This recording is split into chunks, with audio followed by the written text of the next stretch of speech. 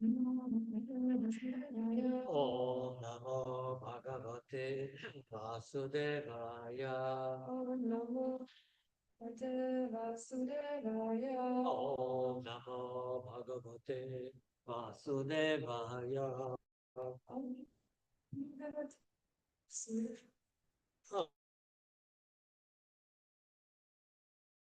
Om Namo Bhagavate Reading from Srimad Bhagavatam, Canto 7.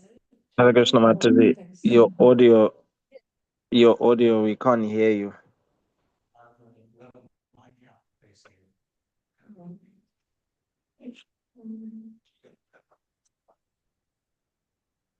Is it better now? Okay, slightly. Slightly. Yeah, I think maybe just switch to the lapel mic because it seems like it's catching it from the speaker.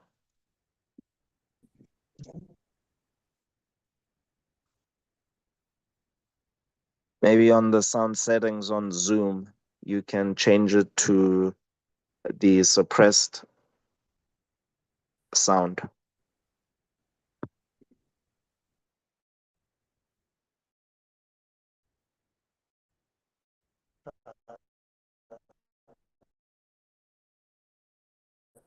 How about now? Is it better? Yeah, it's much better, yeah. Krishna Krishna Hare Hare Hare Rama. Okay. Thank you for pointing that out. Okay, so we are reading from Srimad Bhagavatam, Canto 7, Chapter 4, text number 8. Devo Dhyana Shriya Justam Dana Shriya Justam Devo Dhyana Shriya Justam Dhyana Shriya Justam Adyastas Matripishpatam Adyastas Tapam Adyastas Matripishtapam Mahendra Bhavanam Sakshan Bhavanam Sakshan Mahendra Bhavanam Sakshan Nirmitam Vishvakarmana Nirmitam Vishvakarmana Trailokya Lakshmya Ayatanam Trailokya Lakshmya Ayatanam Tanam Adhyuvasakhilar Dimat Dimat Adhyuvasakhilar Dimat Vasakhilar Dimat Devodhyana Shriya Justam Adyastas Matri Pishtapam Mahendra Bhavanam Sakshan Nirmitam Vishvakarmana Trailokya Lakshmya Trailokya Lakshmya Yatanam Adyuvasakhilar Dhimat Vasakhilar Dhimat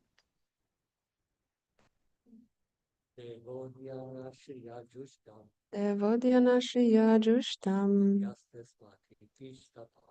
Adyastas Matripishtapam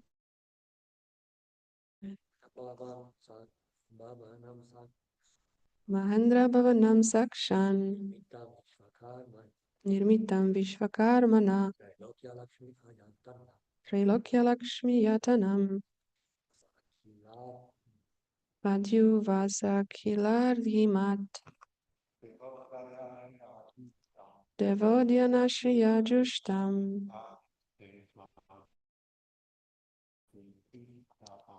Adyastas Matripishtapam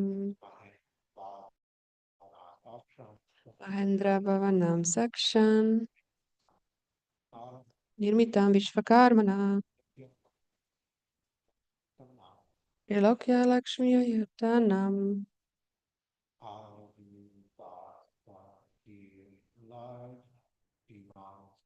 Madhyuvasa Kilardimat. Anyone online would like to chant?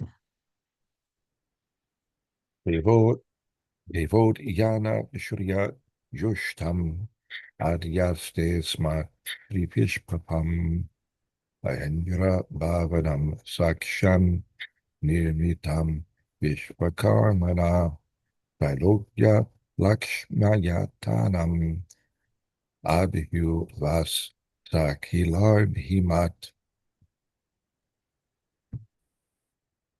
Thank you. Anyone else? Shriya Jushtam Adyastasma Pishtampam Mahendra Bhavanam Sakshan Irmitam Vishwakarmana Trailokya Lakshmaya Yattanam Adhyuvasa Kilardimat.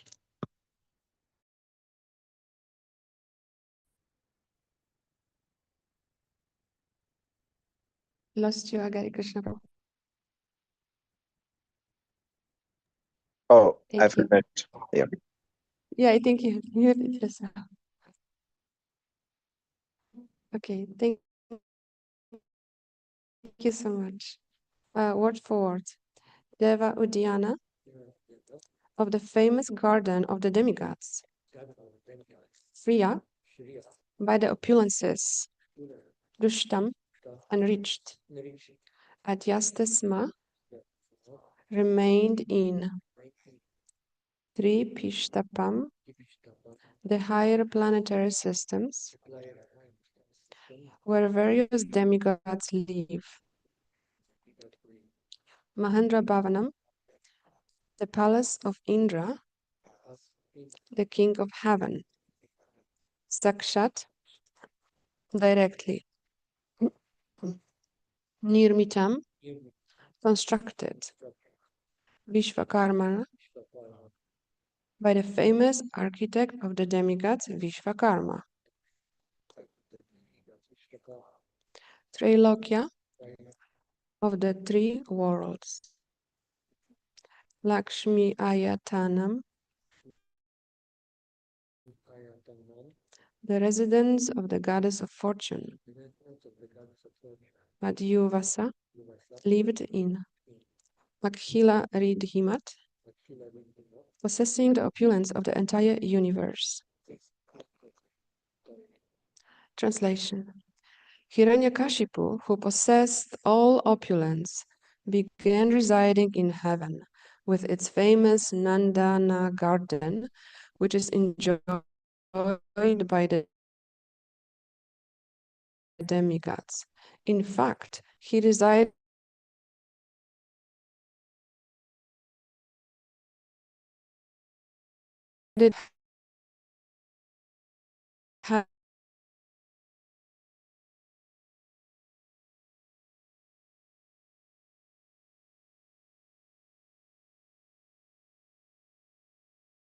at all the heavenly planets of the upper planetary systems, thousands upon thousands of times more opulent than the lower planetary. Vishvakarma, the famous heavenly architect, is known as the constructor of many wonderful buildings in the upper planets, where there are not only beautiful buildings, but also many opulent gardens and parks, which are described as Nandana Devodhyana, gardens quite fit to be enjoyed by the demigods. The description of the upper planetary system and its opulences is to be understood from authoritative scriptures like the Vedic telescopes and the other imperfect instruments of scientists are inadequate for evaluating the upper planetary system. Although such instruments are needed because the vision of the so-called scientists is imperfect, the instruments themselves are also imperfect. Therefore, the upper planetary and upper planets cannot be appraised by imperfect men using imperfect man-made instruments. Direct information received from the Vedic literature, however, is perfect. We therefore cannot accept the statement that there are no opulent residences on planet other than this Earth. Devodyana Shriyajushtam Adyastasmat Ripishtapam Mahendra Bhavanam Sakshan Nirmitam Vishvakarmana Trilokya Lakshmi Ayatanam Adyo Vasakhilardhimat. Hiranyakashipu, who possessed all opulence, began residing in heaven with its famous Nandana garden, which is enjoyed by the demigods. In fact, he resided in the most opulent palace of Indra, the king of heaven. The palace had been directly constructed by the demigod architect Vishvakarma and was as beautifully made as if the goddess of fortune of the entire universe resided there. Oh my God,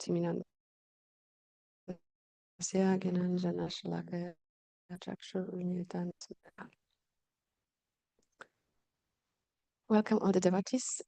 So we are continuing with this exciting story of Hiranyakashipu that ultimately will conclude in profound preaching of just 5-year-old Prahlad Maharaj. So now the whole scene is being created, the background story. So here, yesterday we heard how Hiranyakashipu was conquering everything around.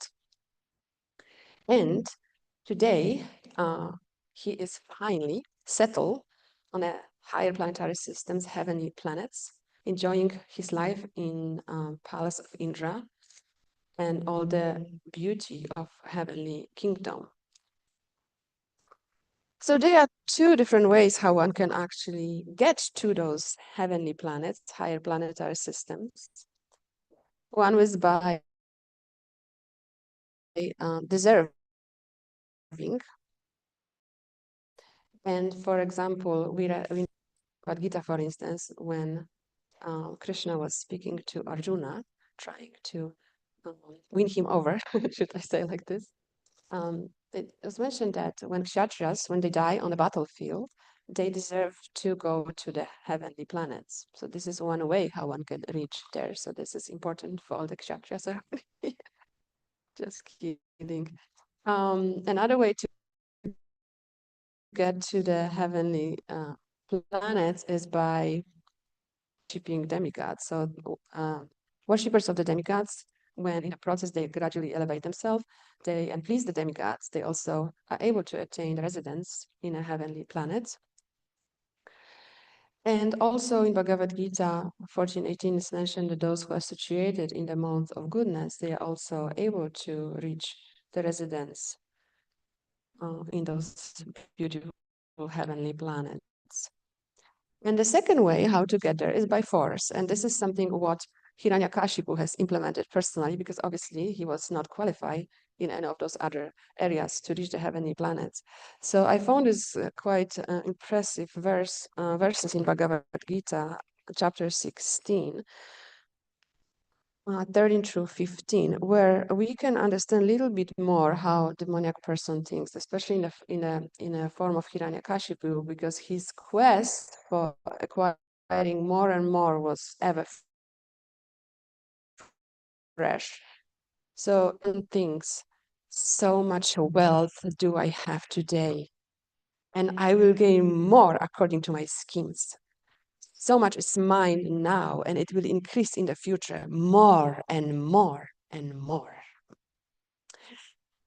He is my enemy, and I will kill him, and my other enemies will also be killed.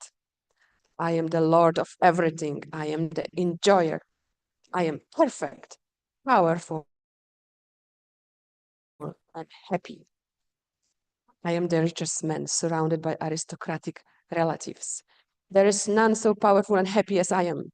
I shall perform sacrifices, I shall give some charity, and thus I shall rejoice. In this way, such persons are deluded by ignorance. So we can see here the demoniac persons, just like we have Hiranyakashipu as an example, he is able to resort to any means to get what he wants, and the thirst is never, never, never satisfied. We also see some examples in the modern world. They are also leaders like this, although they already have quite a lot to manage, and they are not even able to manage what they have properly. They thirst for acquiring more land, and getting more control is continuing, and it causes horrible conflicts in the world where many innocent people are being killed in the process.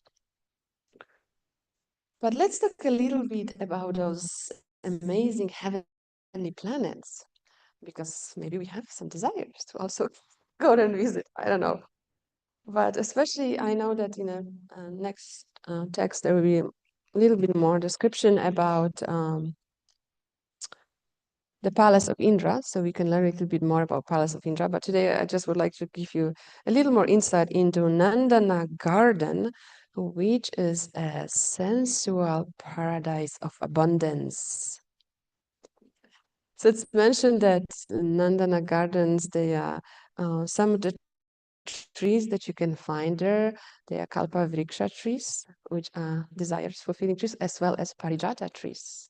So we have one beautiful flower, Parijata, here on Gita Nagari, but the one that grows in heavenly planets, they have extremely aromatic, fragrant flowers that never wilt, so they are ever fresh.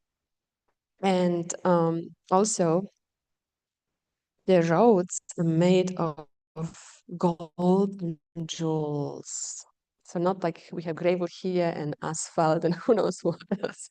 The roads out there are made from jewels and gold, as well as furnishing. So if there is a little bench in a park that you can see, that's also made out of jewels. So everything is shiny and sparkling, beautiful.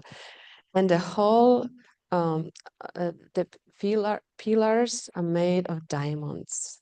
So I hope you just visualizing this beautiful place. The area is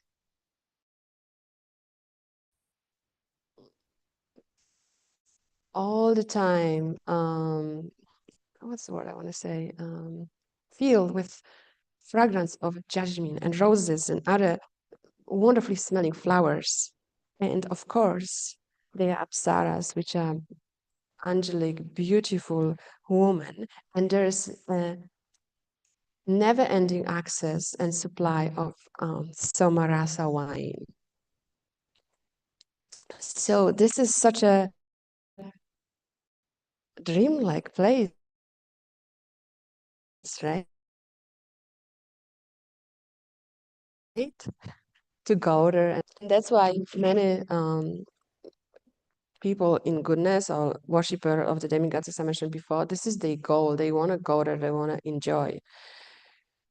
And Prabhupada mentioned on few occasions that Hawaii, so if you haven't been there, that is he mentioned that this is a very mysterious place that is a mix of goodness and ignorance. And also Prabhupada mentioned at one time that Hawaii is left over from the previous yuga, and it's like heavenly planet. So if you have not been there, I recommend going, but also to realize how at least have a little more tangible experience of how actually is on a higher planetary system, because we have only experience of living on Earth planet, where everything is very gross, very heavy, using metal, plastic, and artificial air fresheners and so on. So experiencing something more subtle, it's actually a good experience. But at the same time,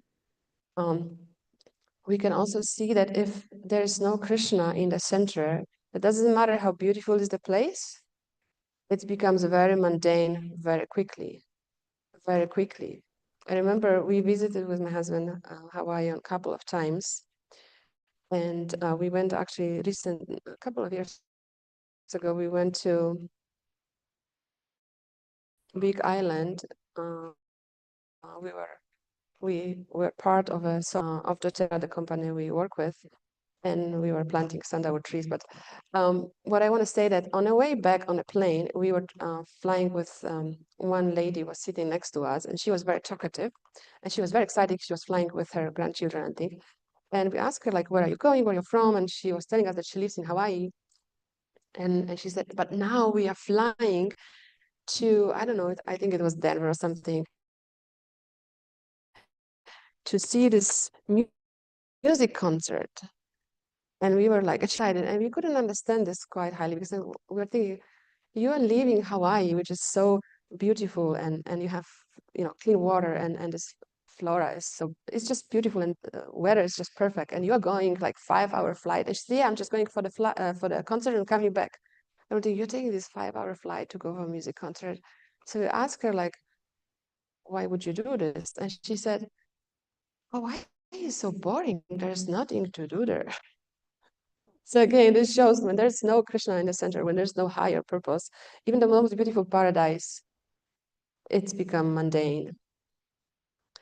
But also the beautiful paradise like this comes with a danger. With the danger of forgetting actually what our real purpose of life is. And I don't know if this is still true, but I know that during Srila Prabhupada time, devotees really struggle to maintain their Krishna consciousness while being there. Because atmosphere is so nice that you just feel like, okay, this is it. There's not much suffering going on. So therefore,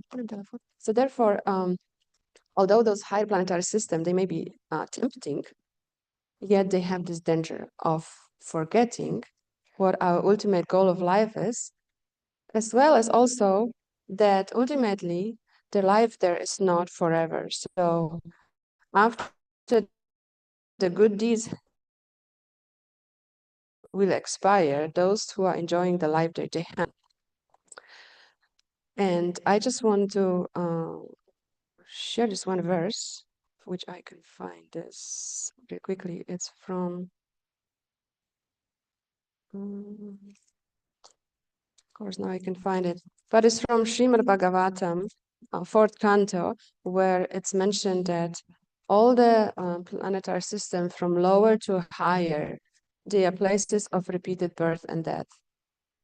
So there is no secure place besides actually come back to God and back to Krishna. It's a little test for all of you. So this beautiful palace of Indra that Hiranyakashipu occupied by force was built by Vishvakarma. So can any of you tell me what some other structures Vishvakarma has created that we know from reading other Srimad Bhagavatam and yes. What was this called? Do you remember?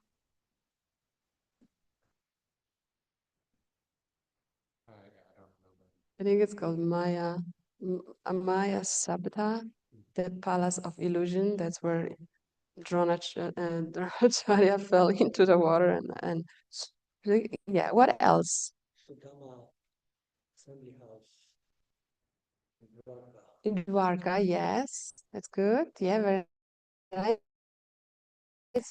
And the Palace of Dwarka, some Krishna put in the chat, yes. And another one related to Lord Ramachandra's pastime. So what I was able to research that also the city of Lanka was originally built by Vishwakarma for Lord Shiva and Parvati, but then was taken over by Ravana. Yes. So yeah, so that's a little about the heavenly planets and why actually aiming to reach them is not such a great idea. But what is extremely important in the purport that Srila Prabhupada mentioned at the end, he mentioned here that the only way how we can actually understand the heavenly planets and actually everything that's going on in the universe is from the Vedas. So we can only understand from authoritative scriptures from the Vedas. So Srila Prabhupada mentioned here that telescope and other imperfect instruments of scientists are inadequate for elevating the upper planetary systems. Although such instruments are needed because the vision of the so-called scientists is imperfect, the instruments themselves are also imperfect. Therefore, the upper planets cannot be appraised by imperfect men using imperfect made instruments. So we also know from Bhagavad Gita, even in the introduction, Srila Prabhupada introduces us to this important aspect that as the humans, we have, and that's with scientists, we have 4 faults. Can you help me to name the 4 faults that we have that are actually impairing our vision and perception? Yes, we make mistakes. We have imperfect senses. Tendency to cheat. And be in illusion. Yes. Thank you so much. So basically,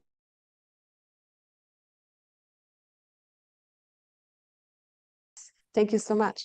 So basically, that means imperfect instruments, and then evaluate what those instruments have perceive or measure or observe.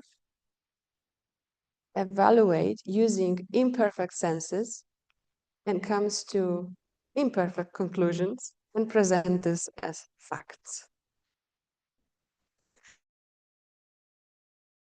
That's how it looks like. And that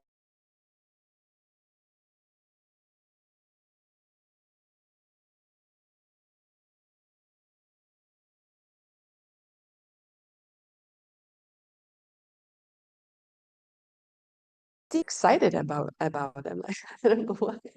I have a nephew who is his dream is to actually go and live like on moon or some other planets. He's just so absorbed. The cosmos is his thing. He just like dreaming about this.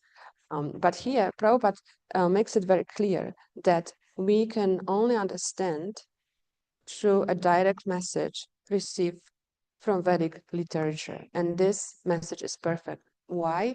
Because comes from someone who does not have imperfect senses, someone who does not make mistakes, someone who is not under illusion, and someone who doesn't have a tendency, doesn't cheat others for the in a wrong way. And of course, that comes from the Supreme Personality of Godhead, Lord Shri Krishna himself. So in the introduction to Bhagavad Gita also, it's actually on the 14th page. Introduction is such a powerful, you can read introduction to Bhagavad Gita and it's like study of its own. But here Srila Prabhupada mentioned that, and that refers not only to Bhagavad Gita, but also other Vedic scripture.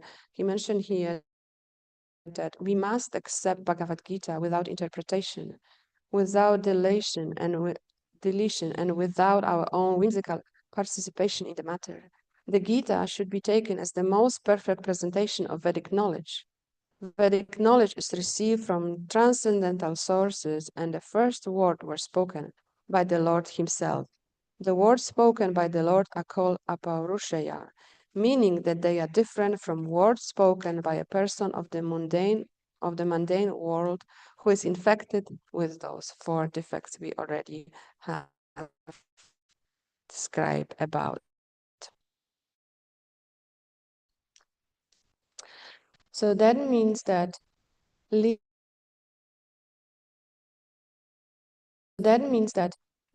to Gita improves spiritual advancements and purification of our heart and learning and understanding Krishna.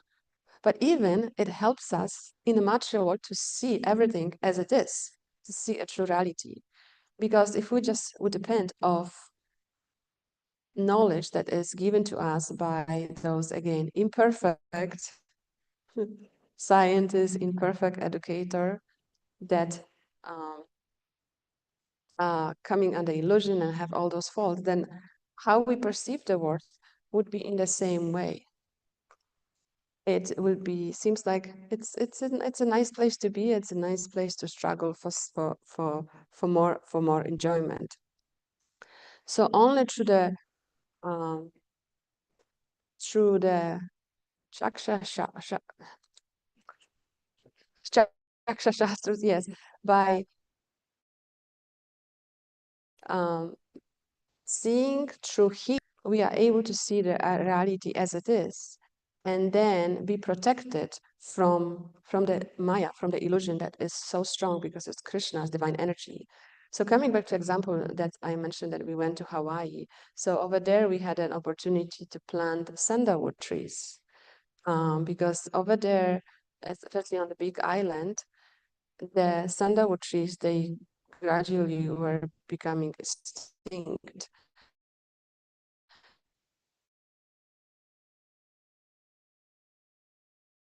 So plants of Hawaii, including sandalwood trees. And when we were there, we learned that sandalwood trees need to has parent plant. If you just plant sandalwood tree alone, it won't survive. It actually needs another tree that for nutrition and protection and so on. So as we were planting, we had to plant sandalwood tree and also koa tree, but it could be another tree. But particularly in this example, we were planting a koa tree. So about this, I'm thinking the same way that we cannot alone survive in a material world. That's why Srila Prabhupada mentioned too that if somebody thinks that they can make spiritual progress on their own, they suffer for hallucination. So that's why we need this wisdom from Shastras, not only for our nutrition of our spiritual life, but also to be protected from the illusion of Maya. The Shastras allow us to see circumstances around us as it really is. Otherwise, Maya will trick us. So this is the most important message from this purport, that direct information received from the Vedic literature, however, is fact. And that's why this is our shelter. Hare Krishna, thank you so much. We have 5 minutes before we start Srila Prabhupada Guru Puja. Thank you so much for your attention. If you have any questions or comments, please kindly share for benefit of all of us.